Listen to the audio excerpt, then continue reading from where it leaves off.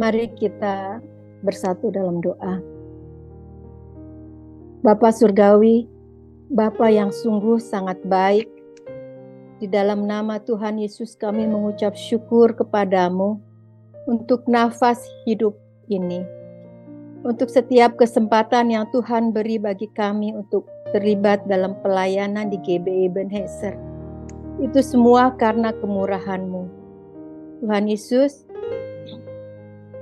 pada pagi hari ini kami mengucap syukur kepadamu. Melalui Zoom meeting ini Tuhan telah mengumpulkan kami untuk menerima pembekalan firman-Mu. Melalui gembala kami Pendeta Amos Hosea. Tuhan Yesus, kami percaya Engkau hadir saat ini dan mengurapi hamba-Mu dengan urapan dari tempat yang maha tinggi. Tuhan Yesus, tolong kami agar firman yang disampaikan dapat kami mengerti dan dapat memperlengkapi kami sebagai gembala EHF di gereja GBI Ebenezer. Mampukan kami untuk menjadi pelaku firman-Mu, mampukan kami untuk mengerti rencana-Mu dalam kehidupan kami. Terima kasih Tuhan Yesus, Tuhan memberkati rangkaian acara Zoom meeting EHF pagi hari ini, dari awal hingga akhirnya. Tuhan memberkati seluruh GEHF, supervisor, dan kami semua yang hadir saat ini. Terima kasih Tuhan Yesus, terpujilah nama-Mu kekal selama-lamanya. Haleluya, amin.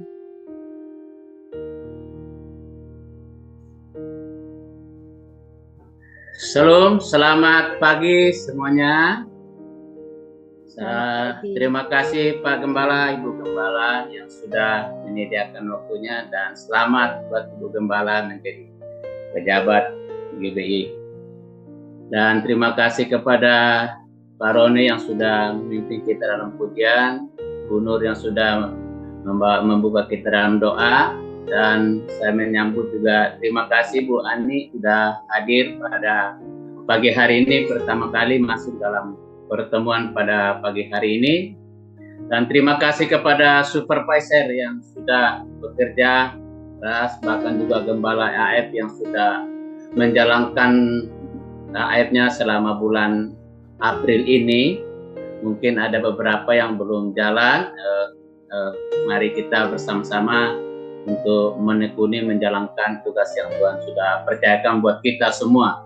Semua ini kita dipercayakan, ini suatu anugerah Tuhan kalau Tuhan mempercayakan suatu pelayanan yang kita harus lakukan dengan sungguh-sungguh dalam suatu pelayanan. Dan pagi hari ini terima kasih juga sudah menyediakan waktunya untuk dalam pertemuan AF pada pagi hari ini, dari pembekalan dari Pak Gembala buat khususnya bulan Mei ini, dan kita mempersiapkan dan setiap gembala bahkan supervisor, mari kita bersama-sama tetap maju, tetap semangat untuk membangun komunitas ini. Dan saya percaya, saya yakin bahwa selalu saya katakan bahwa kalau kita bersama-sama bersatu hati untuk membangun komunitas ini, saya percaya bahwa komunitas ini akan bertumbuh, dan setiap jemaat yang kita bawa dalam satu komunitas akan mengalami suatu perubahan, mengalami suatu pertumbuhan iman bagi setiap jemaat, setiap gembala yang menggembalakan jemaat yang sudah dipercayakan oleh Tuhan.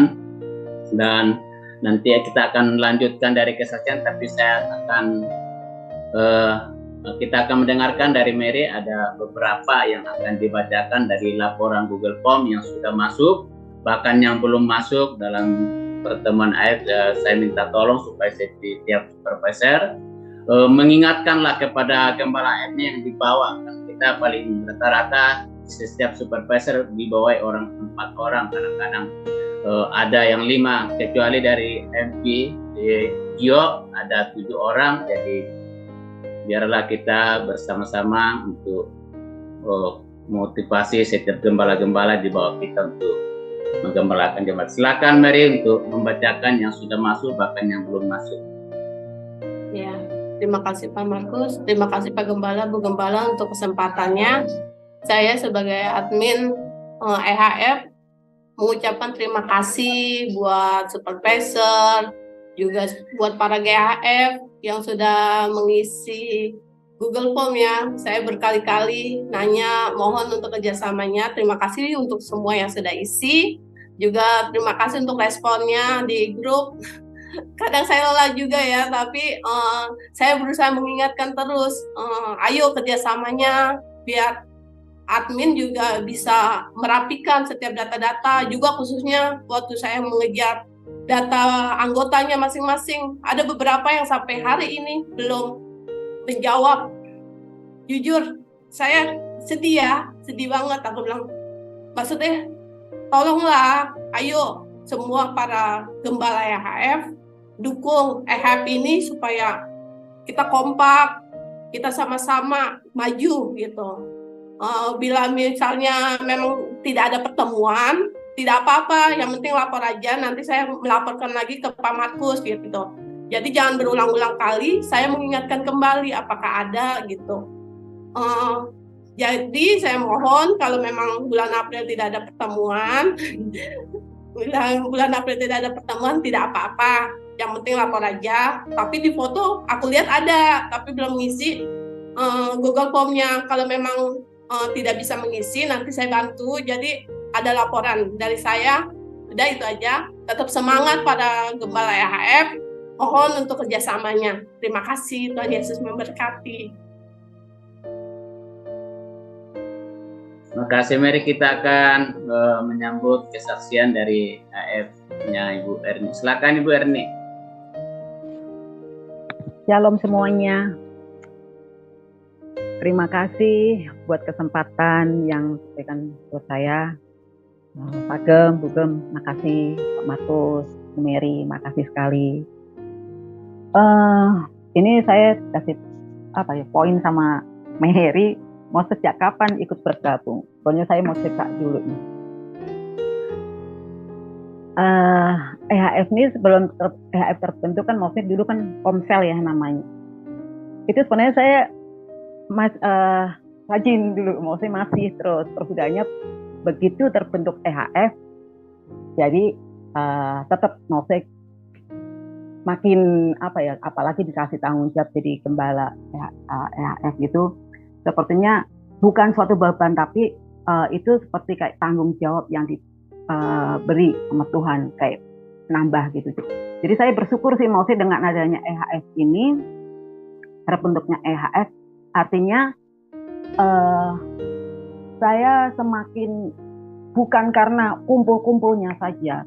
Dengan adanya EHF itu saya bersyukur, wah ini adalah suatu wadah di mana kami bisa bertumbuh bersama, belajar bersama. Karena dari mulai terbentuknya EHF ini, saya punya kayak prinsip gitu.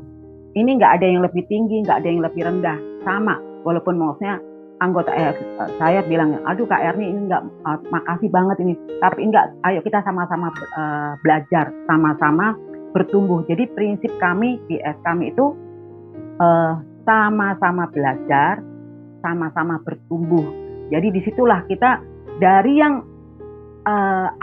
awalnya semua baik maksudnya anggota-anggota saya yang artinya baru juga kumpul, sepertinya mereka, saya sangat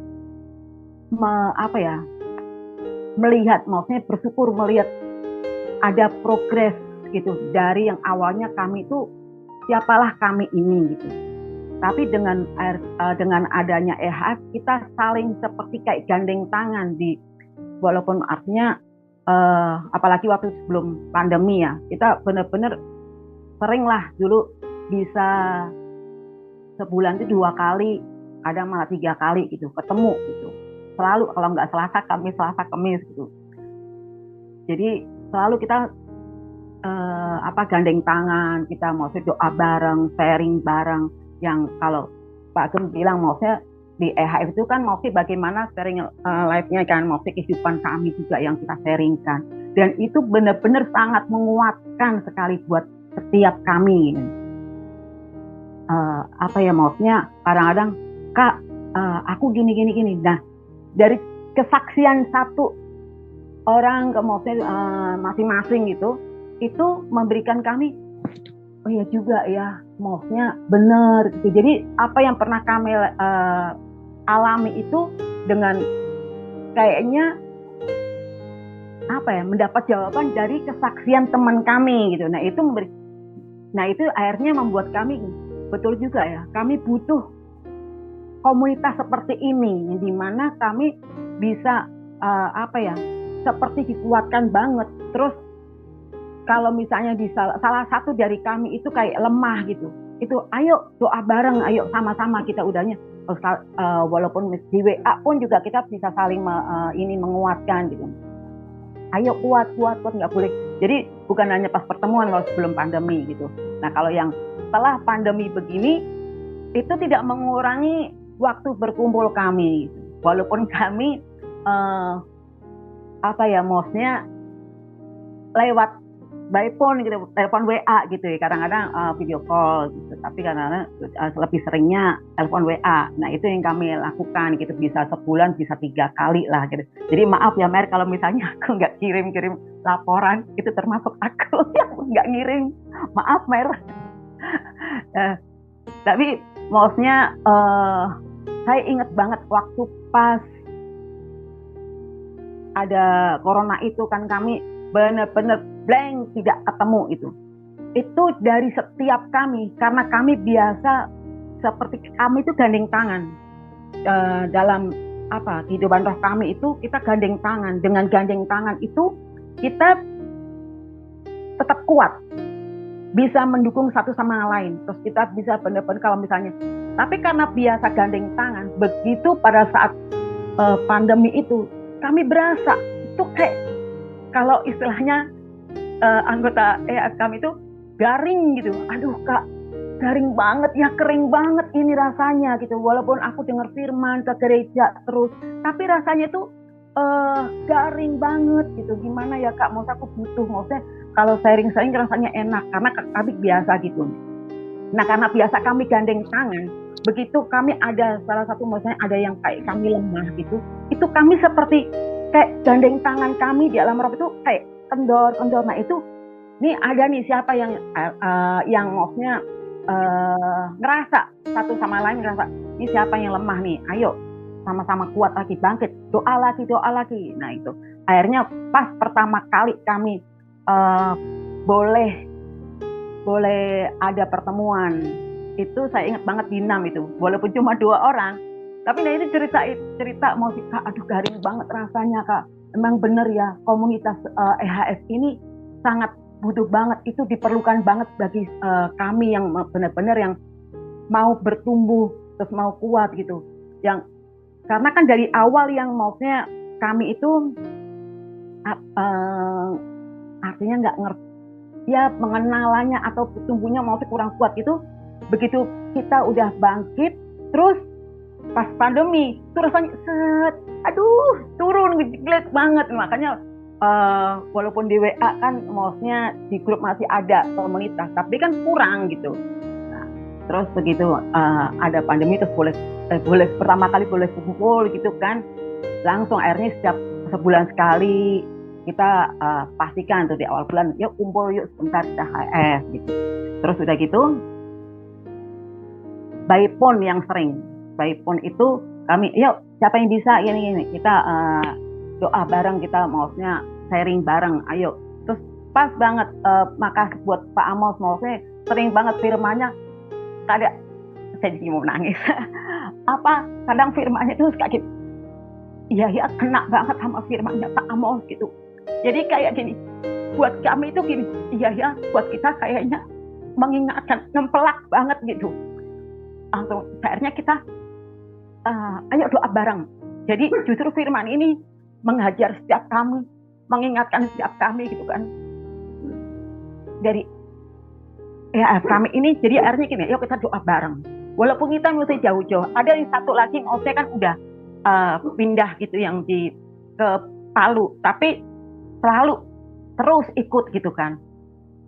Online-nya kadang Eben juga ikut.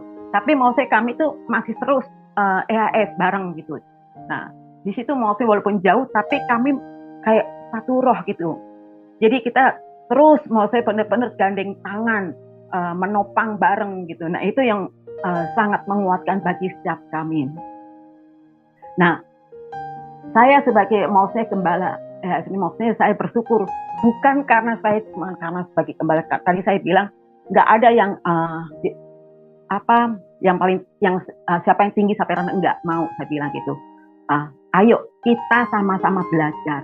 Nah, saya juga ngajakin anggota saya gini, pokoknya dari siapa dari kita ini kalau misalnya ada lemah atau minta didoakan, ayo jangan malu-malu untuk bilang aja, Kak, ayo kita doa bareng, kapan kita sharing bareng. Nah, akhirnya karena di situ saya membuka, ayo jangan malu, kalau ini sharing kan. Kalau misalnya ada yang perlu artinya sendiri gitu, yang maksudnya aku nggak mau didengar yang lain, aku boleh nggak Kak sharing. Nah itu saya memang kadang lebih banyak sharing, artinya hampir mungkin seminggu bisa 2 kali gitu, kadang-kadang suka sharing sama saya gitu kan, maksudnya walaupun ya kalau misalnya pertemuan secara pribadi maksudnya ini ya kadang-kadang suka sering juga sih, maksudnya minta didoain, Kak, minta doa Kak gini. Nah kalau misalnya by phone malah lebih sering, atau WA, Kak gimana ya Kak, mau sharing. Jadi secara pribadi mungkin karena ini lebih personal kan, jadinya minta sharing terus doa bareng gitu.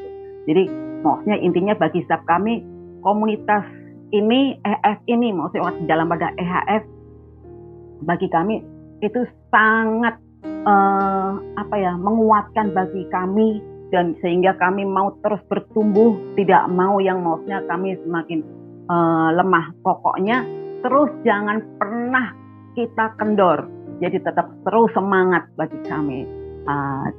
Dan kami bersyukur setiap firman-firman yang disampaikan Pak Amos itu membuat kami terus semakin diperlengkapi bagi kami. Dan terima kasih karena dengan adanya wadah EHF ini membuat kami terus bertumbuh dan bangkit dan kuat. Terima kasih Pak Amos dan juga Pak Markus, Mary. Tuhan Yesus memberkati.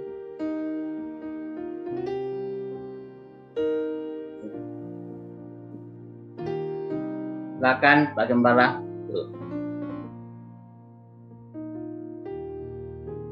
Oke, puji Tuhan.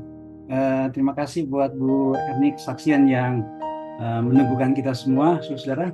Jadi saya semakin yakin bahwa komunitas EHF itu bukan menjadi salah satu pilihan bagi jemaat Tuhan untuk bertumbuh, tapi harus menjadi sebuah keharusan ya bagi jemaat untuk bisa bertumbuh. Saya diberikan kesempatan oleh Tuhan boleh melayani di gereja ya.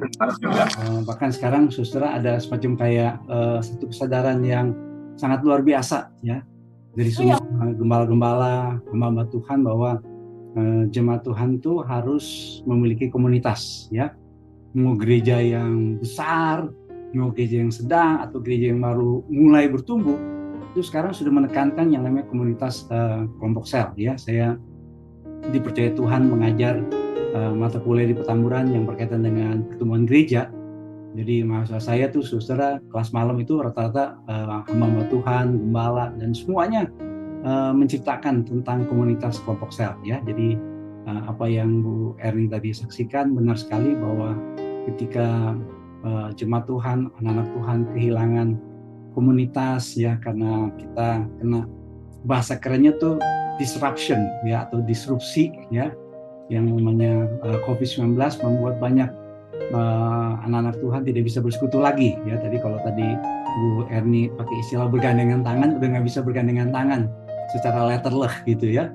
Dan ternyata walaupun ada pandemi, karena ada komunikasi terus menerus, tetap pada keep in touch ya. Tadi ada yang sudah ke Sulawesi, kita bisa sama-sama berdoa ya, sama-sama saling mendoakan. Terima kasih Bu Erni, terus semangat ya dalam melayani. Saya percaya komunitas EHF Bu Erni akan terus bertumbuh, saling menguatkan, dan jangan lupa kita memiliki goal supaya masing-masing EHF itu melahirkan EHF yang baru ya. Jadi kita harapkan Bu Erni juga mempersiapkan calon-calon GAF supaya terjadi multiplikasi ya. Itu menjadi doa dan harapan kita semua. Oke, baik Bapak Ibu sekalian, kita akan masuk pada materi. Saya akan seperti biasa membagikan pembekalan ya, supaya saudara sebagai supervisor, sebagai GAF semakin bisa optimal, semakin bisa maksimal di dalam melayani, ya. Oke, saat ini saya akan bicara suster tentang karunia-karunia Roh Kudus. Jadi nanti saya akan minta para GAF untuk mengisi angket tes karunia. Mungkin ada yang sudah pernah mengisi, tapi tidak ada salahnya mengisi lagi, karena di dalam tes-tes karunia itu seringkali ada yang kita sebut mengobarkan karunia roh. Jadi mungkin kita 3 tahun yang lalu, 5 tahun yang lalu, atau bahkan tahun yang lalu kita mengisi sebuah angket tes karunia, tapi sekarang kalau kita isi bisa saja ada karunia-karunia yang ternyata sangat menonjol gitu, ya, yang mulai Tuhan singkapkan buat kita bahwa kita di sini sebenarnya karunianya, ya. Jadi nanti saya akan bicara ini. Cuma saya akan awali dulu, Bapak Ibu sekalian, saudara, tentang yang namanya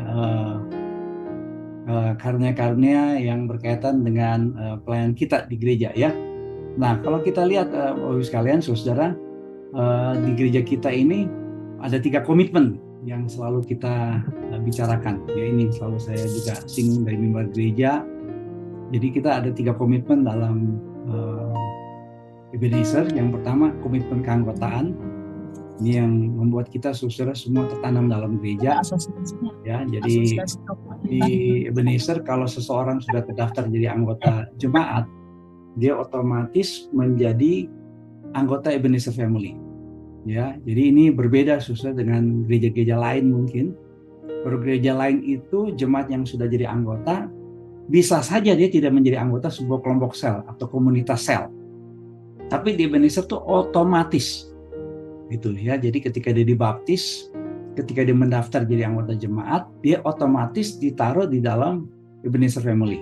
Ya, itu tugasnya Pak Markus dan Bu Mary yang selalu melihat jemaat-jemaat yang sudah terdaftar, ya, di dalam keanggotaan jemaat, apakah mereka sudah masuk belum, ya, di sebuah EF. Itu harus, ya, ini kewajiban saudara untuk memindahkan jemaat yang cuma di hari Minggu tapi dia nggak punya komunitas, gitu, ya. Itu komitmen keanggotaan.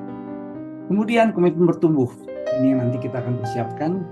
Sebenarnya saudara, saya harapkan di dalam EAF pun juga mereka bisa bertumbuh, tapi nanti kita akan buat satu kelas-kelas tertentu, kelas-kelas khusus yang sekarang sedang saya rancang, ya, supaya jemaat kita atau komunitas kita, anggota EAF itu bisa bertumbuh. Dan setelah itu komitmen melayani, ya, nanti ada tes potensi dan penempatan pelayanan. Nah, salah satunya ini yang saya bicarakan. Nah, Bapak Ibu sekalian yang sudah tergabung di EAF, sudah menjadi gembala EAF, sudah menjadi supervisor EAF, saudara udah di level ini, komitmen melayani, gitu, ya. Nanti kita akan buat secara khusus kelas-kelas pelayanan. Sebenarnya sudah ada kelas-kelas khusus yang kita buat, cuma kita belum membuatnya secara berkelanjutan atau sistematis. Tapi di dalam pelayanan kita harus menemukan potensi karunia supaya kita pas di dalam pelayanan. Dan ketika kita pun juga menjadi gembala EAF, supervisor, cara kita melayani pun juga harus pas sesuai dengan karunia kita, gitu, ya. Nah, kenapa ini penting saudara untuk kita bicarakan? Karena rata-rata ini hasil survei saudara dalam bukunya Ralph Neighbors, ya, tentang kelompok sel mengatakan begini. Jadi rata-rata tuh hanya sekitar 13% dari anggota jemaat yang bisa terlibat dalam pelayanan. Jadi begini, Bapak Ibu sekalian, kalau kita ini di gereja nggak punya kelompok sel, yang bisa melayani itu cuma 13%. Jadi kalau jemaatnya 100 tuh Pak Roni, paling banyak 13 yang bisa melayani. Ya, hitung aja dah. Dia mungkin melayani di bidang musik, kemudian penyembahan, glitter usher, ya, mungkin bagian kolektan dulu, ya, atau segala macam pelayanan kita. Itu paling banyak kalau jemaatnya 100, yang bisa melayani 13. Dan kalau jemaat itu tidak bisa melayani, ini problemnya saudara, ya. Problemnya apa? Ya, jadi penonton gitu, ya. Nah, ini dia yang terjadi. Kalau jemaat itu cuma jadi penonton, ya, apa yang terjadi? Saudara bisa tertidur, gitu, ya. Banyak yang mengatakan bahwa tadi Ralph Neighbors bilang 13%, tapi dia mengatakan 20%. ya paling maksimal dalam jemaat itu yang bisa melayani. Dan kita tahu saudara, gereja itu bukan untuk penonton ya. Hamba Tuhan Tony Evans, salah satu hamba Tuhan yang memimpin gereja besar di Texas, Amerika Serikat, menulis banyak buku. Ada beberapa bukunya saya sudah baca, saudara, mengatakan bahwa gereja itu bukan untuk jadi penonton ya, bukan untuk penonton. Jadi jemaat itu datang beribadah bukan untuk jadi penonton ya. Dan kita percaya saudara bahwa gereja itu tubuh Kristus. Dan kalau kita bicara saudara, jemaat itu tubuh Kristus, itu bicara tentang karunia-karunia. Dan kalau bicara karunia-karunia saudara, maka ya setiap jemaat itu bisa dipakai Tuhan. Ya, nanti kita akan bicarakan ini saudara lebih lanjut. Oke. Saya mau mengacu saudara kepada Christian Schwab punya penemuan bahwa dalam gereja itu harus ada 8 kualitas yang harus ada. Gitu ya. Jadi harus ada 8 ingredients ya. Kalau saudara tanya sama Pak Dr. Yunus Min, ya tanya sama Pak Dr. Yunus Min, Pak Dokter, gimana caranya saya bisa sehat? Maka Pak Dr. Yunus Min akan memberikan ya, beberapa items yang membuat kita sehat. Contoh misalnya, kalau makan ya, ini setahu saya ya, kalau kita makan itu harus ada karbohidrat, ya itu nasi. Cuma 2 doang. Ya, itu yang namanya karbohidrat. Itu unsur pertama. Yang kedua serat, itu sayur-sayuran. Gitu ya, sayuran. Dan yang ketiga protein, gitu ya. Ini menurut saya, mudah-mudahan saya nggak salah ya Pak Dr. Yunus Min ya. 3 unsur ini harus ada dalam makanan kita, gitu ya. Jangan terlalu banyak karbohidratnya.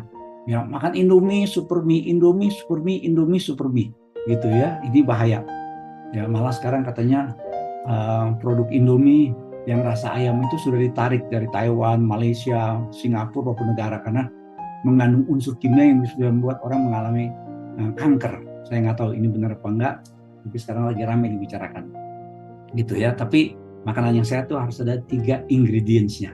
Demikian juga dalam gereja, saudara. Gereja yang sehat itu harus ada 8 kualitas. Dan salah satunya adalah gift-based ministry. Pelayanan yang berorientasi pada karunia. Menempatkan orang dalam pelayanan sesuai dengan karunia. Gitu. Dan kabar buruknya adalah Christian Schwab mengatakan rata-rata hanya 20% dari jemaat yang tahu karunia mereka, gitu. Ya, padahal kita tahu saudara, pada bulan ini kita akan bicara tentang karunia Roh Kudus, kita bicara tentang karya Roh Kudus, kita akan bicara tentang kehadiran Roh Kudus dalam hidup orang percaya, karena pada bulan ini kita akan memperingati hari Pentakosta, ya. Kita akan masuk dalam doa 10 hari, ya, yang kita akan buat saudara secara online, secara family, dan secara onsite ya. Jadi kita akan padukan. Dan kalau sudah pelajari dalam Alkitab berkali-kali, saya sudah membagikan ini dari mimbar gereja. Mohon maaf saudara.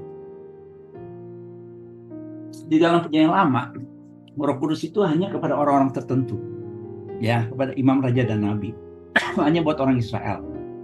Tapi kalau sudah baca dalam Alkitab, dalam 1 Korintus pasal 12 ayat 7, Roma 12 ayat yang ke-6, maka saudara akan menemukan bahwa semua orang percaya, tiap-tiap orang dikaruniakan yang namanya penyataan roh.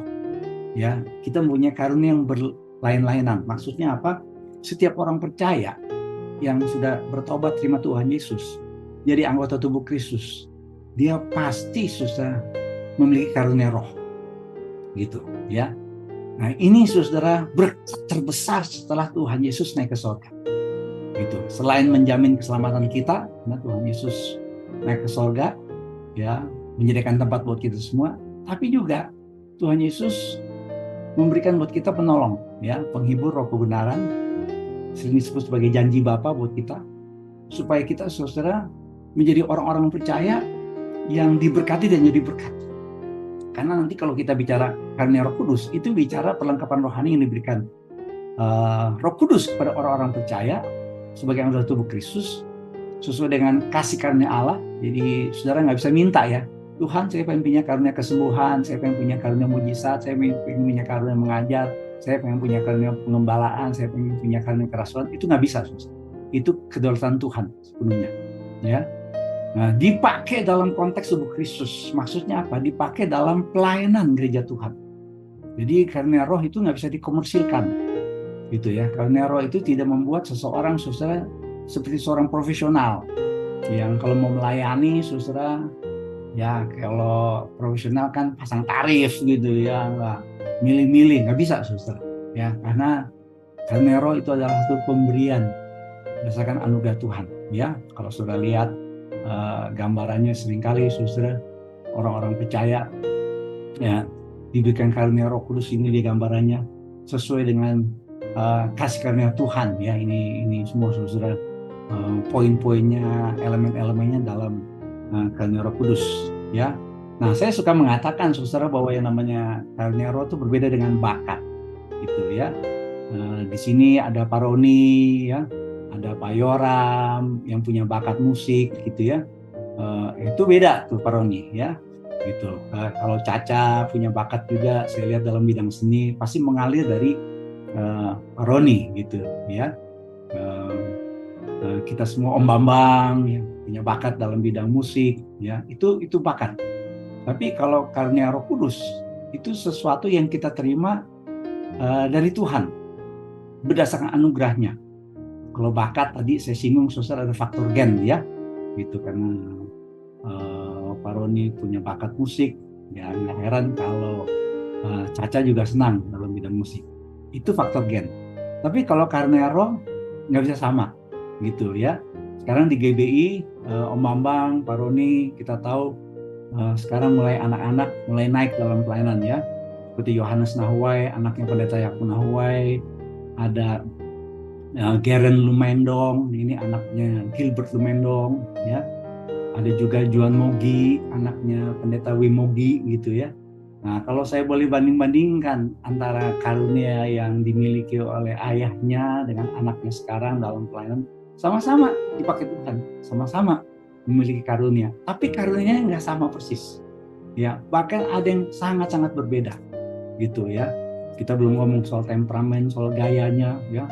Antara pendeta Yakub Nahuai dengan Yohanes Nahuai, gaya khotbahnya mungkin poin-poinnya ya, garis besar khotbahnya Yohanes Nahuai bisa belajar dari bapaknya namanya Yakub Nahuai.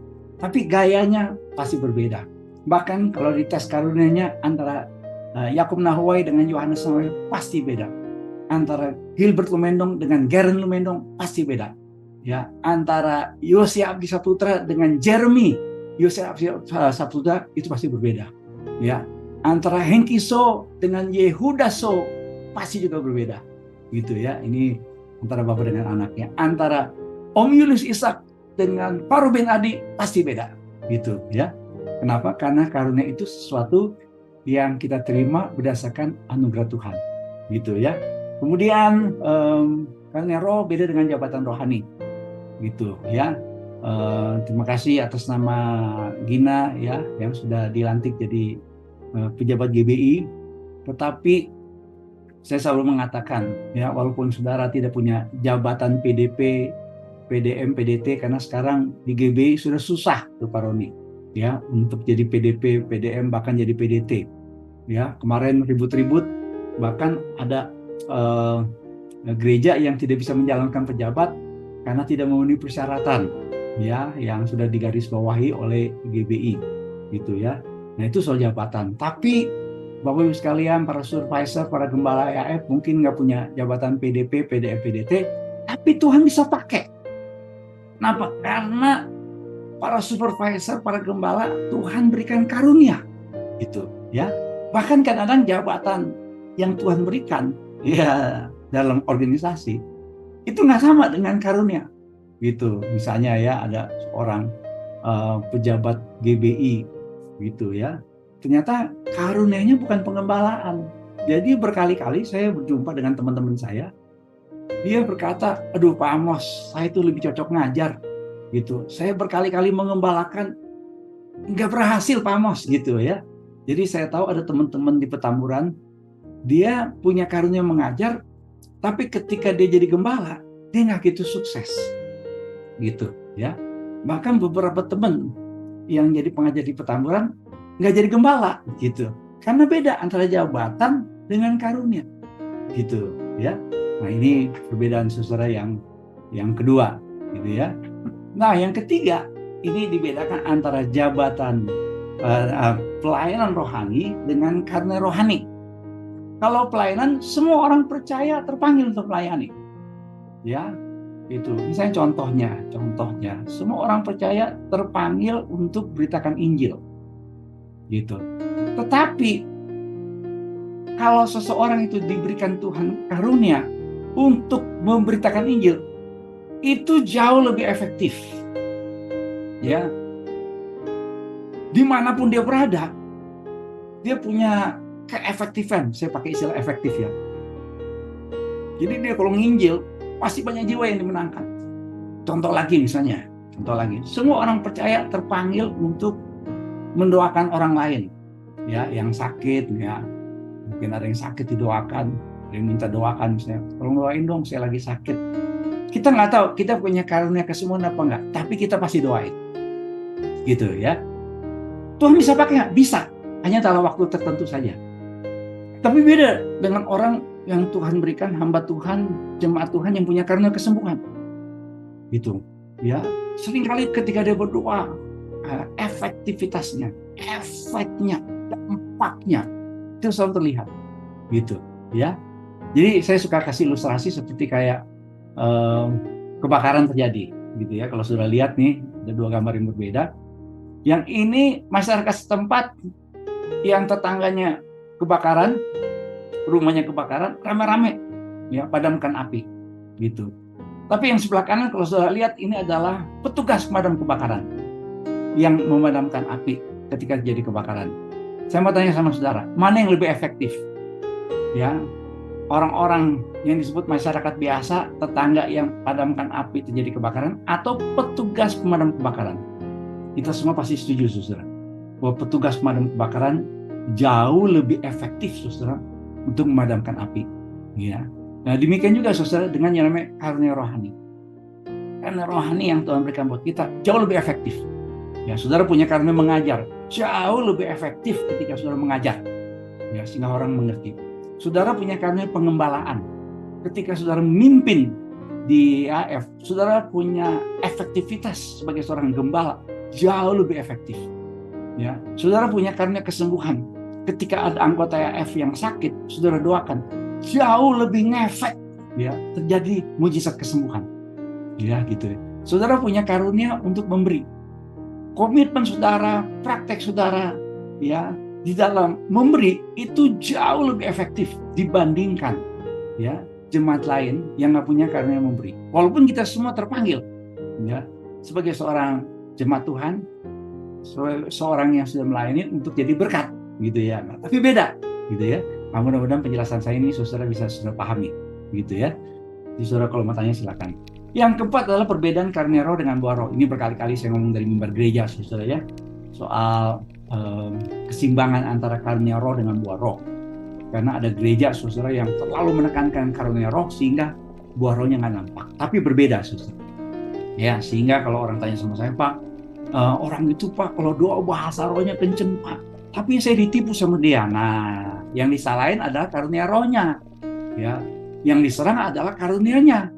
Gitu. Wah, masa sih orang udah doain orang sakit sembuh, masa sih hamba Tuhan yang sudah melayani Tuhan pakai luar biasa, kok bisa seperti itu? Ya nggak begini begitu, ya nggak selingkuh, ya nggak bla bla bla bla bla, gitu. Yang saya selalu mengatakan karunia roh berbeda dengan buah roh, gitu. Tetapi saudara, ya, tetapi kita harus percaya karunia roh itu tetap ada. Kenapa, saudara? Saya suka kasih ilustrasi ini. Kalau ada baju kotor, ya, terus kita mau bersihkan, ya, kita cuci, ya, kita cuci. Saya mau tanya, saudara, yang dibuang apanya? Kotorannya atau bajunya? Gitu, ya. Jangan dibuang bajunya, gitu. Kotorannya harus dibuang. Saya tahu, saudara, kadang-kadang ada yang namanya kita bilang, saudara, ya, ini apa ya? Problem, gitu, ya, tentang karunia roh. Orang-orang yang sudah berkarunia roh kok nggak berkarakter. Saya tahu, saudara, ya, ada istilah yang disebut dengan harismania. Orang yang, waduh, udah dah, ya, eksesnya, gitu. Saya pakai istilah dari praktek karunia roh. Itu juga terjadi di 1 Korintus 14 kalau saudara baca dalam Alkitab. Ya, tetapi kita harus tetap mempercayai ada yang namanya karunia Roh Kudus. Jadi mari kita buang saudara ekses negatifnya. Kita buang kotoran dari baju itu, kita celupin pakai deterjen Rinso, ya, boleh direndam, boleh pakai pemutih, ya, bisa dibersihkan. Bahkan kalau mau lebih efektif bersihnya adalah pakai bensin, ya. Dicelupin di bensin terus kita bakar, pasti bersih bajunya, saudara, ya. Nah, bukan begitu.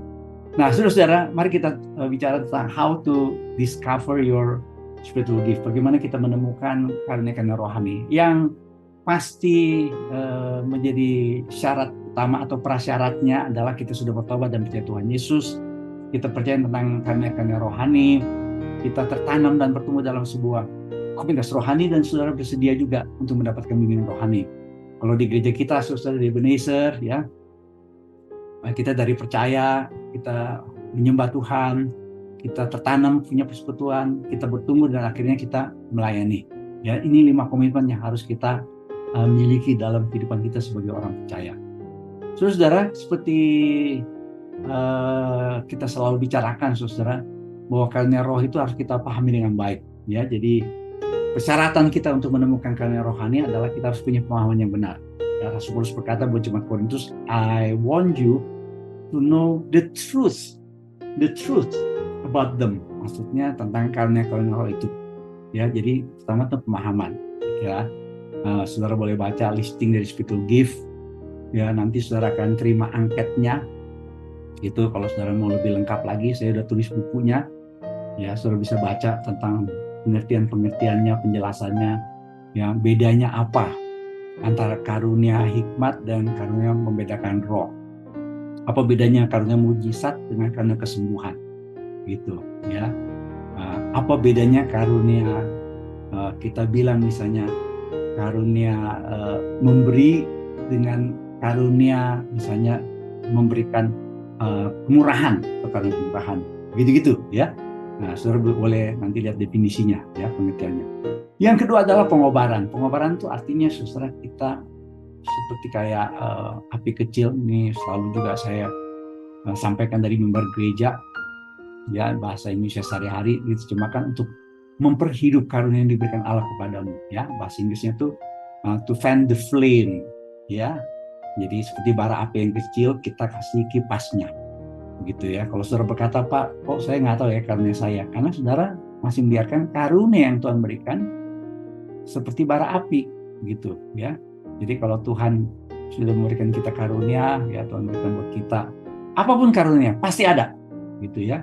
Tapi kalau kita tidak kobarkan, dia terus seperti kayak bara api yang kecil.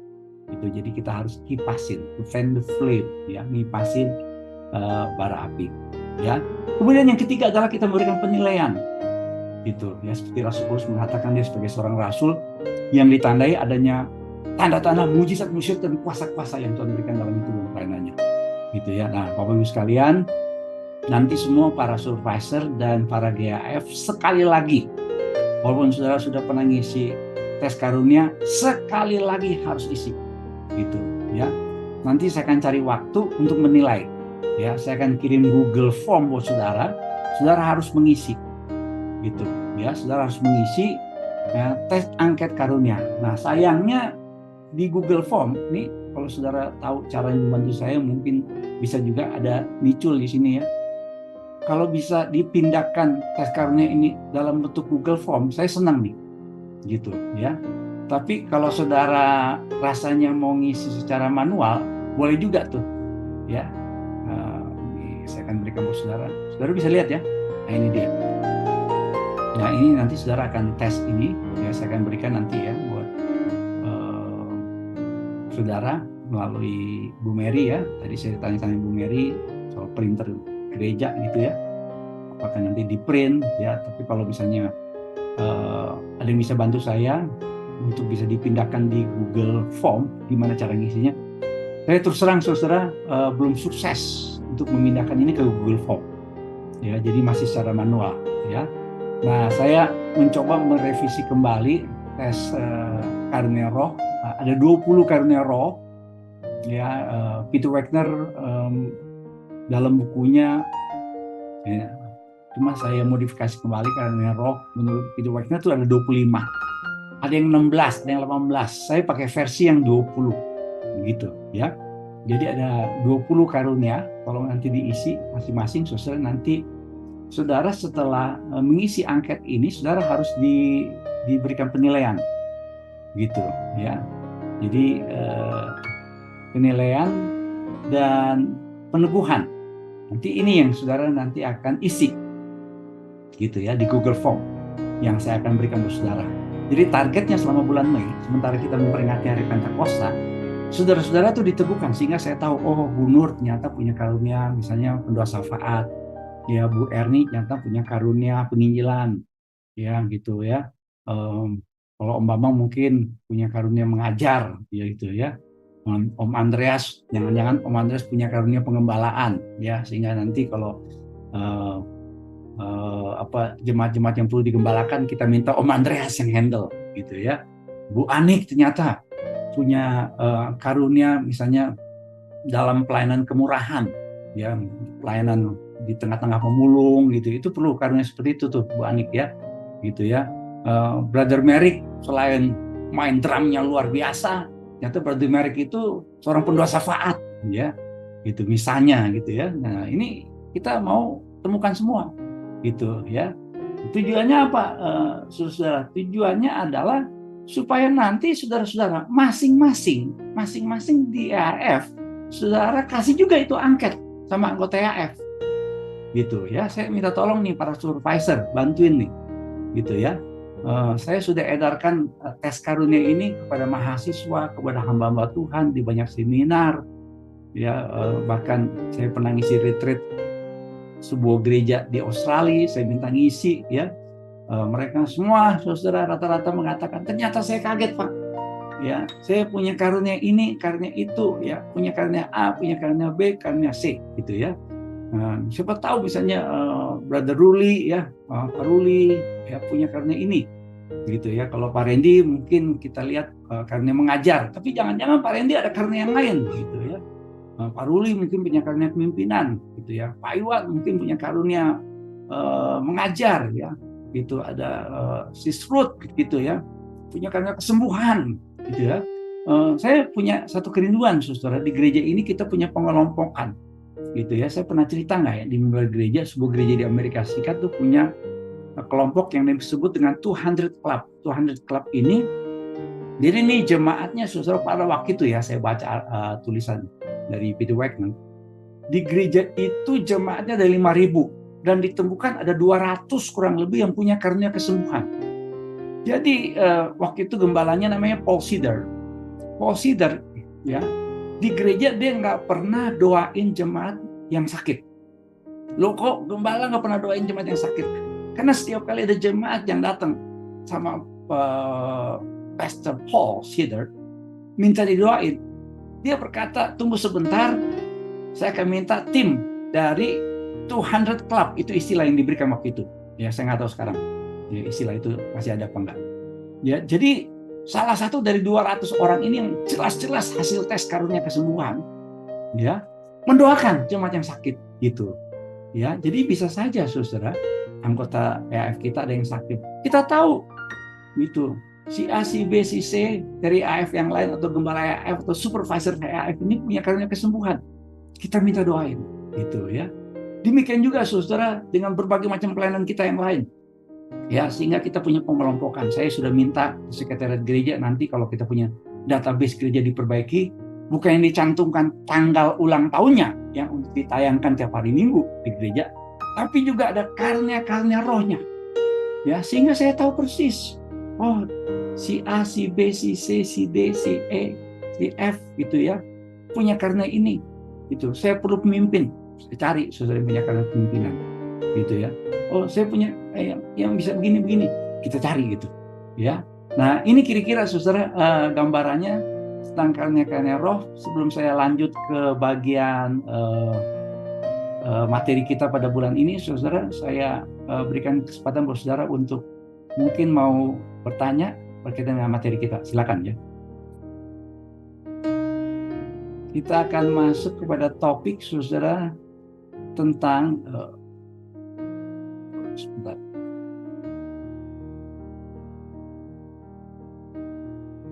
Topik bulan Mei yaitu Living with the Holy Spirit, yang tujuannya supaya ini bulan kita memperingati hari Pentakosta. Ya, Pentakosta buat orang Yahudi dengan orang Kristen itu beda. Ya, buat kita orang Kristen, orang-orang percaya, pengikut Yesus, Pentakosta itu dikaitkan dengan pencurahan Roh Kudus. Ya, jadi saya harapkan para gembala, para supervisor untuk mendorong, memberikan kesaksian bagaimana Roh Kudus bekerja dalam kehidupannya secara pribadi, gitu ya. Kalau saudara pada mendengar penjelasan tentang karya Roh Kudus, kita bertobat, kita percaya Tuhan Yesus, kita bertumbuh, kita melayani, itu semua karya Roh Kudus, gitu ya. Saya pernah berkali-kali tanya dari mimbar gereja, siapa yang percaya Yesus adalah Tuhan, itu karena Roh Kudus, ya. Kita meyakini Yesus Tuhan, kita diinsafkan akan dosa, kebenaran dan penghakiman, ya, itu Roh Kudus. Ya, kita yakin bahwa kita adalah anak Allah, kita memiliki damai sejahtera, sukacita, itu karena karya Roh Kudus. Jadi ini kesaksiannya bisa banyak, bisa panjang lebar, gitu ya. Jadi tolong kalau di EAF mungkin agak bingung ketika saudara sampaikan buat anggota EAF, mungkin ada anggota EAF nanya, apa ya, kayak gimana ya Roh Kudus bekerja? Nah, saudara memberikan dulu contoh, gitu ya. Jadi saya selalu mendorong para GAF untuk memulai dulu memberikan kesaksian, ya, secara pribadi. Kayak tadi Pak Roni sharing, ya, dulu ada masalah bla bla bla bla bla, gitu ya. Nah, saya harapkan ketika para gembala membuka diri, mulai menceritakan kesaksian pribadi, ini memudahkan para anggota GAF kita, ya, yang Tuhan percayakan buat kita untuk bisa saudara juga memberikan kesaksian, gitu ya. Saudara bisa memberikan kesaksian bagaimana saudara jadi percaya, bagaimana kita bertumbuh, bagaimana kita bisa melayani. Jadi sangat luas sekali, ya. Kalau ada hal-hal tertentu yang saudara tahu persis, ini satu kejadiannya ajaib dan luar biasa yang tidak mungkin bisa terjadi, ya, saudara bisa memberikan kesaksian secara khusus. Misalnya ketika saudara mendoakan teman saudara, sahabat saudara, keluarga, orang terdekat saudara, sehingga orang tersebut bisa bertobat, yang saudara katakan, ini mah mustahil dia bisa bertobat dan percaya. Itu kita percaya, ya, itu karena Roh Kudus. Itu salah satu saudara, ya, karya Roh Kudus dalam hidup orang percaya, ya. Oke, jadi tujuannya supaya setiap anggota AF itu menyadari bahwa kehidupan kita ada karya Roh Kudus yang menguasai hidup kita dan dipimpin oleh Roh Kudus. Itu tujuannya saudara untuk mengingatkan kita di bulan Pentakosta ini, atau bulan pencurahan Roh Kudus, ya, Live with the Holy Spirit, tema kita. Kemudian saudara, kita harapkan juga di AF kita sharing firman Tuhan, ya, yang saudara dengar dari mimbar gereja, amanah Tuhan yang Tuhan percayakan, ya, menyinggung satu topik, satu pokok, ya. Kalau saudara lihat seringkali Instagram gereja itu begitu aktif, ya, posting tema-tema, ya. Saya tidak tahu apakah saudara sering buka Instagram gereja, tapi beberapa teman saya khotbah di satu gereja saudara, yang ini sebenarnya satu gereja besar, di bawahnya pengembalanya Pak Niko, ya. Jadi wakil gembalanya ngomong begini sama saya, Pak Amos, wah, Ebenezer luar biasa aktif ya Instagramnya, ya. Sehingga saya tahu tema-temanya, ya, gitu. Jadi ini wakil gembala GBI Tampak Siring, Pak Roni, gitu, ya. Wakilnya Pak Kiki Heriadi, dampingin saya waktu saya khotbah di GBI Tampak Siring, gitu ya. Kalau saudara pernah dengar, salah satu gereja besar di Kelapa Gading itu GBI Tampak Siring, ya. Itu gereja sudah lama berdiri, ya, termasuk mega church, cuma juga hari Minggu tuh ribuan. Wakil gembalanya ngomong, Pak Amos, GBI Ebenezer, ya, Instagramnya aktif, ya, luar biasa. Waduh, dia ngomong begini, kayaknya ini Tampak Siring mesti belajar nih sama Ebenezer nih soal begini-begini, gitu ya. Nah, jadi kita punya tema-tema berkaitan dengan topik kita, segala macam, kita posting terus, gitu ya. Jadi tolong juga para supervisor, para gembala manfaatkan ini, gitu ya. Jadi tinggal buka aja Instagram gereja, lihat, tak, oh, ya, quote-quote, ya, saya punya kutipan-kutipan, ya, yang sudah saya khotbahkan, saudara hamba Tuhan juga yang sharing, ya, seperti kemarin, ya, Pak Pendeta Mulata Budi, ya Pak Binsar Sihite punya quote, punya ya kita bilang bukannya dari sekian puluh menit khotbah ya cuma 1-2 yang penting, tapi ada quote-quote-nya, ya tekanan-tekanannya yang bisa membuat kita jadi ingat gitu, ya. Nah itu saudara bisa di-sharingkan, ya saudara cerita apa yang saya percaya saudara firman Tuhan itu pasti berbicara buat kita semua, menyentuh hati kita, mengubah hidup kita, ya. Jadi tolong para gembala EHF ya, membuat anggota EHF kita itu betul-betul mengikuti ibadah dengan iman yang bisa bertumbuh dengan firman Tuhan, diberkati oleh firman Tuhan, ya. Dan ketika memberikan kesaksian, ya jangan lupa para gembala EHF bertanya seperti seorang wartawan gitu ya. Brother Gio, pernah nggak lihat komen-komen orang-orang yang punya podcast, ya, gitu ya. Nah, salah satu kritiknya orang-orang kalau di Google itu kan, di YouTube itu kan ada komen-komen, gitu ya. Seringkali orang itu komplain, ya si pewawancara, yang si hostnya ini, ya itu kurang menggali. Maka kadang-kadang si hostnya ini ngomongnya lebih banyak daripada narasumber, gitu. Ya, itu dikomplain. Ya, nah jangan-jangan kalau kita nih di AF, ya kita baru minta nih misalnya, ya anggota AF kita untuk berikan kesaksian, dia baru ngomong 2 kalimat, kita udah nimpalin, kita langsung tutup dengan cerita kita merasa kita punya kesaksian juga sama menariknya, sama bagusnya, ya sehingga akibatnya dia ngomong 2 kalimat, kita 20 kalimat, gitu. Dia ngomong 2 menit, kita ngomong 20 menit. Itu jangan. Ya enggak. Memang kalau giliran kita, ya kita bisa memberikan kesaksian kita secara optimal gitu. Tapi kalau anggota EF kita tuh memberikan kesaksian, digali, ditanya, dipancing. Tanyanya apa? 5W1H. Gitu ya. Kapan terjadi? Kayak gimana tuh? Gimana ngalamin? Kita pancing-pancing aja. Gitu ya. Nanti saya akan memperlengkapi para GAF dalam pelayanan dasar konseling. Gitu ya, walaupun pelayanan saya sebenarnya bukan pelayanan dalam bidang konseling, saudara, tapi nanti saya akan berikan basic buat saudara supaya saudara juga bisa mengkonseling anggota EHF. Nah, dalam konseling itu ada yang disebut dengan merefleksikan perasaan konseli, gitu ya. Saya ingat dulu waktu saya kuliah kita pelajari seorang pengajar konselor terbaik dunia, salah satunya namanya J. Adams. Nah, J. Adams dalam bukunya mengatakan kalau kita konseling orang, kita harus merefleksikan perasaan konseli. Jadi kalau orang cerita masalah, jangan langsung kita potong, kita khotbahin dia tanpa kolektif. Tapi kita dengerin. Saya suka ngomong kan, kalau saudara udah dengerin masalah orang, dia udah bisa curhat, itu 50% lebih masalah orang udah selesai tuh, Bu Prisil. Gitu. Ya, jadi kalau Bu Prisil ngomong sama Samuel, ya Samuel tugasnya banyak, gitu capek gini kan. Ya, Bu Prisil sebagai seorang ibu yang mengasihi Samuel, Bu Prisil dengerin aja. Ya, nah, itu dilakukan oleh Gina. Ya, kalau Gabriel lagi kesel segala macam, saya ini udah pengen ngomong gitu ya, tapi Gina itu pancing sehingga akhirnya Gabriel bisa curhat. Ya, nah selesai anak kita curhat itu sebenarnya udah menolong. Pas kita ngomong pun juga jauh lebih masuk, gitu. Karena kalau orang tuh isi hatinya dia belum tumpahkan, terus kita bombardir, ya enggak, dia belum siap untuk dengar nasihat kita. Ya, demikian juga dengan anggota EF kita. Gitu. Ada sesuatu mungkin ada yang introvert, dia nggak usah cerita banyak, gitu ya.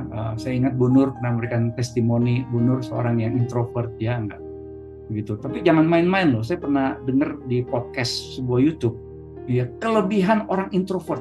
Waduh, Pak Roni, orang introvert itu jauh lebih berintelijen, jauh lebih punya kepekaan, jauh punya analisis yang bagus, gitu ya enggak, dibandingkan dengan orang-orang ekstrovert seperti saya. Gitu ya. Jadi walaupun mungkin kita nggak bisa ngomong banyak, ya, tapi kita bisa menggali orang. Ya, karena ketika seorang introvert mendengar masalah orang, analisisnya tajam. Gitu, kepekaannya dengan bahasa tubuhnya, gitu ya. Ya, kalau orang ekstrovert seperti saya, kalau orang cerita, saya tuh langsung pikirannya apa? Saya mau cerita yang saya pernah alamin. Saya pengen cerita yang lain. Itu orang ekstrovert punya kelemahan. Tapi orang introvert kalau dengar orang lain ngomong, orang introvert ini mengamati bahasa tubuhnya, mengamati gerak-gerak tangannya, mengamati wajahnya, mengamati mimiknya, mengamati gesturnya, wah bahasa sekarang ya, gesturnya, gesture bahasa Inggris, gestur bahasa Indonesia, gitu ya, sehingga Bu Nur bisa menggali. Ya, pas Bu Nur lihat kayaknya mukanya nih masih belum lega nih, ya enggak, kerut-kerut wajahnya ini kayaknya masih meringkel-meringkel gitu ya Bu Nur ya. Wah, ini belum selesai nih curhatnya. Nah, Bu Nur tuh bisa terus pancing. Nah, terus gimana? Tuh tadi gimana? Waktu tadi sama mama gimana tuh? Waktu itu mama gimana? Gitu ya enggak. Ya, jadi orang introvert itu jauh punya daya ingat yang baik, pengamatan yang tajam, analisis yang bagus dan sebagainya, gitu ya. Jadi tolong para GAF ya menggali dengan 5W 1H seperti seorang wartawan. Ini ayat hafalannya Yohanes 14 ayat 16-17 yang mungkin Bapak Ibu sekalian semua para supervisor GAF pernah membacanya dan mendengarnya. Ya, jangan lupa para GAF ya untuk melakukan pastoral ministry gitu ya. Besok-besok Pak Markus dan Bu Mary kita akan tambahkan tugas kepada para GAF. Ya, nanti para GAF akan punya tugas di tahun ini, kita lagi akan desain ya, Pak Markus dengan Bu Mary membantu tim pastoral gereja. Gitu. Jadi misalnya gini, nomor 1 tugasnya adalah apa? Setiap minggu para GAF memonitor ya anggota GAF ibadah apa enggak. Kalau nggak datang, kenapa? Apakah kalau nggak datang onsite, ikut online nggak? Kalau onsite nggak datang, online nggak ikut ibadah, apa masalahnya? Ya, pulsa kah, problem kah, apakah gitu ya? Macam-macam alasannya. Ya, nah itu nanti akan menjadi tugas dari para GAF. Saya sedang merancangnya nanti bersama dengan Pak Markus dan tim pastoral supaya nanti para GAF itu tiap minggu Pak Roni, memberikan laporan ke siapa? Ke bagian pastoral yang dipimpin oleh Om Bambang. Nanti kita kasih SOP-nya. Kalau dia nggak hadir, dia nggak onsite, dia online, gitu. Ya, problemnya apa? Dia keluar kota, dia ini. Nanti kita akan buatkan itu. Ya, jadi saya harapkan saudara ini bukan hanya kan tadi kalau Bu Erni cerita selama pandemik, Bu Erni terus monitor, terus mengamati anggota EF-nya, ada yang berkata mereka dalam keadaan kering rohani, ada yang merasa pergumulannya lagi berat dan segala macam. Nah, saya harapkan itu betul-betul bisa terrealisir. Ya. Nah, karena kenapa saudara, ini dia pertemuan informalnya gitu ya. Jadi bisa saja selesai ibadah kayak tadi Bu Erni cerita gitu ya, selesai ibadah ketemu aja. Ya, ada yang sampai tadi Bu Erni cerita lagi ya, sebulan bisa 2-3 kali ketemu, apa-apa, informal gitu. Karena kita mau menjadikan EAF itu bukan ibadah tandingan hari Minggu. Ya, EAF kita itu sebuah keluarga rohani. Gitu, ya. Gimana sih kita berkomunikasi dengan keluarga rohani kita? Jadi walaupun mungkin dia di luar kota, kita di Bu Erni bilang ada anggota EAF-nya yang sudah pindah ke Sulawesi. Gitu. Bahkan kalau dia udah pindah ke Bali, ya, Bu Telma udah cerita ya, udah pindah ke Bali ya dalam kesaksian terakhir ya, gitu ya. Tapi tetap Bu Telma itu tetap mau jadi gembala EAF gitu. Bayangkan saudara ya, kita tetap bisa berkomunikasi karena sekarang sudah dimudahkan dengan ya kita bilang saudara akibat pandemi kita belajar hal ini, gitu ya, secara online. Nanti pun juga saudara ada banyak pertemuan-pertemuan yang sistem hybrid kita buat. Gitu. Oke, jadi saudara, kita harapkan tim pastoral, pelayanan kita saudara yang secara informal berjumpa tetap dilanjutkan. Jangan lupa doa bersama ya. Saya sekali lagi saudara tidak mau jadi satpam di gereja ya.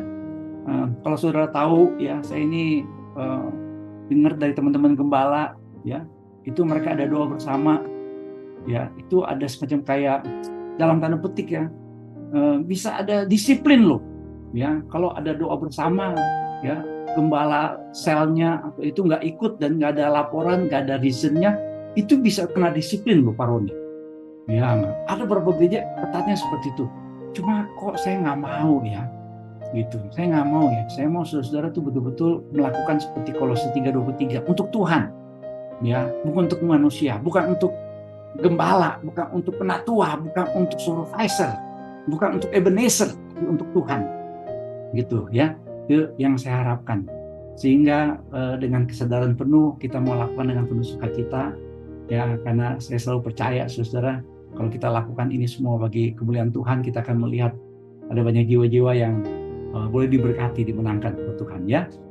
Untuk mengingatkan saja, saudara, nanti dalam doa 10 hari, ya, semua gembala dan supervisor itu wajib, ya, wajib untuk jadi contoh teladan, gitu ya, karena our action speaks louder than words, gitu ya. Tindakan kita bicara lebih keras pada kata-kata kita, ya. Daya ungkit kita adalah cuma keteladanan, saudara, gitu ya. Saya dulu di Petamburan mengajar bertahun-tahun, itu masih tinggal di Pamulang, ya, tinggal di BSD. Selasa pagi jam 7 Pak Roni, gitu ya. Saya bilang sama mahasiswa, jam 7:05 terlambat 5 menit tidak boleh masuk kelas, termasuk dosennya juga, ya. Saya bilang kalau saya terlambat, saya pun juga tidak menjadi ngajar, gitu ya. Dan saya lakukan bertahun-tahun Pak Roni, ya. Ini ada Gina saksinya. Dia tanya sama Gina, saya jam 5 pagi udah jalan, saudara, setiap Selasa pagi, ya, bangun 3:30 jam 4, gitu ya. Dulu inget ya, rapat TP masih jam 7 pagi Pak Roni, ya. Om Andreas tuh jadi contoh teladan, nggak pernah terlambat, luar biasa. Jadi saya suka bilang sama teman-teman anggota TP, Om Andreas aja nggak pernah terlambat, ya. Tolong yang lain juga jangan terlambat. Dan kita dikenal dulu, rapat kita di TP itu terkenal on time, jam 7 pagi, betul ya teman-teman, ya, rekan-rekan TP, ya, luar biasa. Kenapa? Karena kita semua udah jadi teladan, gitu ya. Jadi tolong, kalau kita mau anggota AF kita bertumbuh, kita mesti jadi teladan, ya.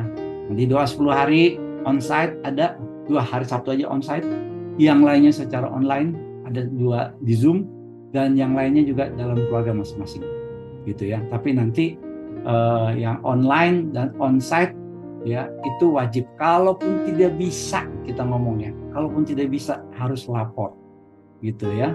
Nah, lapor itu bentuk pertanggung jawab, ya, enggak, gitu ya. Jadi begini loh, saudara, kesian tadi kalau dengar Bu Mary. Tadi Bu Mary ngomong tuh udah mau menangis, Bu Mary, ya, sudah terharu, ya. Kenapa? Karena Bu Mary selama ini mendukung Pak Ganjar untuk jadi calon presiden, akhirnya dikabulkan juga oleh Bu Mega. Nggak ada hubungannya, saudara, ya, nggak ada hubungannya. Jadi saya lihat Bu Mary tuh sedih banget, ya, udah capek, jenuh, gitu ya. Aduh, ya, saya tahu Bu Mary kayaknya udah ya, bahasa Betawinya tuh bohwat, gitu ya. Aduh, gitu ya. Aduh, ya. Tolong ya, saudara, ya, saya ini kalau kasih nilai buat mahasiswa, ini mohon maaf ya, ya, di kelas saya tuh, kelas malam tuh ada pendeta-pendeta yang saya ajar, sudah lebih lama jadi gembala dari saya, gitu. Saya bilang, saya mohon maaf, biar Pak Gembala lebih di senior daripada saya. Kalau Pak Gembala nggak memenuhi syarat di kelas ini, saya kasih F, gitu. Saya gituin, ada gembala yang sudah puluhan tahun ikut kelas saya. Saya bilang, kalau Bapak Gembala tidak bertanggung jawab, saya kasih F. Saya bilang begitu di depan kelas. Wah, habis itu ini gembala senior sampai hari ini kalau ketemu sama saya, guruku, panggil saya guru. Padahal dia puluhan tahun jadi gembala. Kenapa? Karena saya ajar, harus punya accountability. Kalau nggak bisa hadir di kelas, kasih tahu, gitu ya.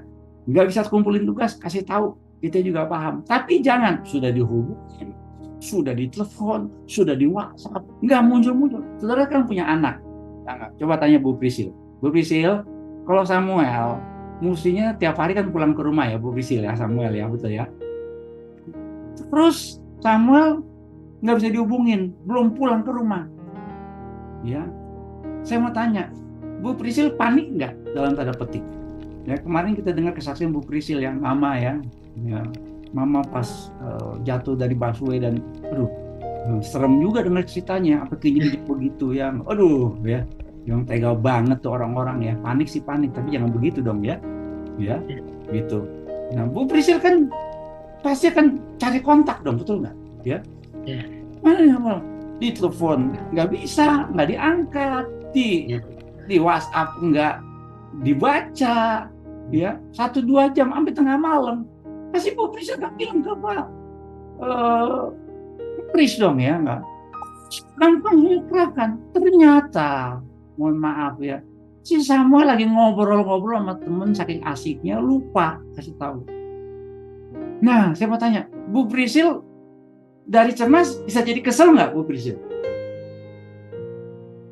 Kalau saya biasanya hanya cemas ya, maksudnya, aduh, kok ini anak nggak ada kabar misalnya. Biasanya pas ketemu gimana Bu Prisil mukanya? Agak kesel-kesel nggak Bu Prisil? Kok kamu nggak jawab gitu ya? Kan begitu. Atau Bu Prisil, ya nggak apa-apa. Next time kamu gitu-gitu aja. Biar mama cemas terus gitu ya. Nggak begitu kan, betul nggak? Nggak, Pak. Bu Prisil walaupun lembut, pasti ada ya rasa kok gimana sih, mama kamu nih lagi cemas, mama kamu nih lagi gini gitu ya nggak? Itu juga ya papanya Samuel, Pak Morris, wah langsung, kok kamu nggak jawab? Ya kan pasti ya. Nah, ya kenapa? Ini bagian dari accountability kita sebut, pertanggungjawaban. Ya enggak. Kalau orang dewasa sama anak, kenapa anak di bawah 12 tahun kalau bikin tindak kejahatan dia nggak bertanggung jawab? Kenapa anak di bawah 17 tahun ya ketika di pengadilan beda perlakuannya, penjaranya beda. Tapi setelah 17 tahun dia beda diperlakukan, bukan lagi anak-anak. Penjaranya sama dengan penjara yang lain. Ya enggak. Pengadilannya sama dengan pengadilan orang dewasa. Itu beda pertanggungjawaban gitu ya. Jadi tolong saudara yang dipercaya Tuhan udah jadi supervisor, sudah jadi GAF, saudara udah dianggap dewasa. Ya. Apa saudara? Dewasa. Gitu ya. Semakin saudara dewasa, pertanggungjawabannya pun juga harus jelas. Gitu. Paham ya saudara ya? Ngerti ya? Saya nggak lagi marah nih saudara. Saya cuma mewakili perasaan Bu Mary yang tadi saya lihat sudah terharu. Ya, karena Bu Mary dengar kabar Bugem jadi PDP. Bu Mary jadi terharu gitu ya, enggak. Ya, Bu Mary terharu karena kemarin Pak Markus ulang tahun ya. Ya, itu terharunya Bu Mary saudara ya. Bu Mary terharu terus, Pak. Ya, Bu Mary memang melo banget ya Bu Mary. Kita senang ada Bu Mary yang rajin. Terima kasih Bu Mary ya buat kerja kerasnya ya. Jangan jemu-jemu, tadi tuh ada di kolom chat. Ya udah dikasih semangat tuh sama teman-teman yang lain, rekan-rekan yang lain ya. Oke, ini reaching out saudara. Nanti juga saya akan minta saudara untuk mengisi ini daftar. Ya, karena kita punya goal di 2023 adalah supaya setiap kita saudara melahirkan EHF yang baru. Ini goal kita di 2023 ya. Dan jangan lupa ini tadi saudara Bu Mary sudah singgung ya, supaya setiap kita saudara jangan lupa ya. Sekarang saudara cuma tinggal pencet-pencet doang. Gitu ya. Pencet-pencet doang. Gitu ya. Di Petamburan saudara, ini saya mau ngomong. Di Petamburan ya. Dosen itu kalau ngajar mesti kasih laporan. Gitu. Kalau dosen nggak ngisi laporan, itu ya honorariumnya nggak dikeluarin. Bener. Ya, biar dia senior, biar gelarnya doktor, biar udah puluhan tahun mengajar di Petamburan, nggak ngisi. Tiap kita ngajar kan kita mesti ngisi itu. Ya, jam berapa kita masuk, tugasnya apa aja, ya, belum lagi tugas-tugas yang lain. Itu kalau kita nggak serahkan, ya, honorariumnya ditahan, gitu, ya. Nah, kan di sini kan nggak bisa begitu, saudara. Ya, apakah kalau saudara tidak mengisi Google Form, ya, saudara ditahan sepatunya, dompetnya kan nggak bisa, betul nggak? Ya, melanggar HAM, gitu ya. Jadi tolong sekali lagi, tinggal cuma pencet-pencet doang, isi. Tadi Bu Mary bilang, kalau nggak ada pertemuan nggak apa-apa, masalahnya apa, gitu ya. Nanti dibuat analisis, karena nanti kalau kita menganalisis, saudara, itu berdasarkan laporan tiap bulan. Oh, EF ini ternyata sulit berkembang, kenapa? Karena pertemuannya jarang-jarang, gitu. Kalau nanti jadi bahan pembelajaran, oh kenapa nih EF ini bisa multiplikasi? Karena pertemuannya intens, gitu. Pertemuannya sering, pertemuannya bagus, pertemuannya jalan, gitu, ya. Jadi ini bukan sekedar saudara iseng-iseng kurang kerjaan yang namanya Pak Markus, Bu Mary, gereja kurang kerjaan gitu. Waduh, Bu Mary itu kerjanya udah banyak, yang udah bertumpuk-tumpuk, gitu ya. Ini udah ekstra tambahan nih buat Bu Mary nih, ngurusin saudara semua ya. Jadi tolong dibantu, isi, tinggal nanti kita rekap, kita bisa bikin analisis. gitu ya. Oh, kenapa nih? F ini bagus, F ini jalan, ya F ini kurang berkembang, F ini bermasalah, F ini perlu dibantu, gitu ya. Nah, saya mau titip pesan buat supervisor. Supervisor sebenarnya nggak boleh langsung dari Bu Mary langsung ke GAF. Mestinya Bu Mary itu didampingi oleh supervisor. Mestinya supervisor yang cepat-cepat kasih laporan ke Bu Mary. Ya, si A, si B, si C, si D. Ya, GAF ini belum, gitu. Ya, jadi supervisor itu punya peranan membantu. Ini kita berapa nih? EF kita nih. 8, Pak. 38. Ya. GBIWTC EF-nya udah 400. Gitu. Ya, kenapa? Karena tim intinya Pak Wiryo itu mahasiswa saya. Ya, saya suruh riset, mereka punya EAF, ya komselnya. Gitu ya. Saya ini dibantu dengan mahasiswa, saya suruh riset, jadi saya belajar dari GBWTC Serpong, dari gereja ini, gereja itu, semua saya pelajari susah. Karena mahasiswa bikin riset, saya yang menilai. Jadi saya dapat pelajaran, oh, sini begini, dia model begini, gitu ya. Nah, kalau udah 400, saudara, gimana tuh Bu Mary ngurusin sama Pak Markus? Nggak bisa. Ya, kita perlu ada gembala distrik, ada gembala wilayah. Ya, itu sistem yang nanti kita akan kembangkan. Dari supervisor, dari 5 supervisor, kita punya lagi 1 supervisor. Tujuannya Pak membantu Pak Markus dan Bu Mary. Ya, oke, baik saudara. Saya harapkan di bulan Mei ini kita lebih exciting, lebih bergairah, lebih semangat, ya, supaya masing-masing kita EF bisa semakin bertumbuh ya. Terima kasih Bu Anik. Kita harapkan Bu Anik juga nanti jadi GAF dari Bukit Sion, ya, dipersiapkan oleh Ibu Linda. Ya, hari ini Pak Pendeta Mulato Budi dengan Ibu Linda ada acara keluarga, ya, ada resepsi pernikahan dari keluarga yang tidak bisa dihindari, tidak apa-apa karena kita merekam ini semua, ya, sehingga teman-teman yang tidak bisa ikut, ya, kita wajibkan untuk mengisi juga Google Form-nya. Ya, ini tambahan buat saudara. Jadi diuntungkan dengan adanya pertemuan di Zoom meeting ini. Oke, baik, terima kasih saudara. Ada pertanyaan, silakan kalau saudara ada pertanyaan. Satu hal Pak. Silakan Pak Roni.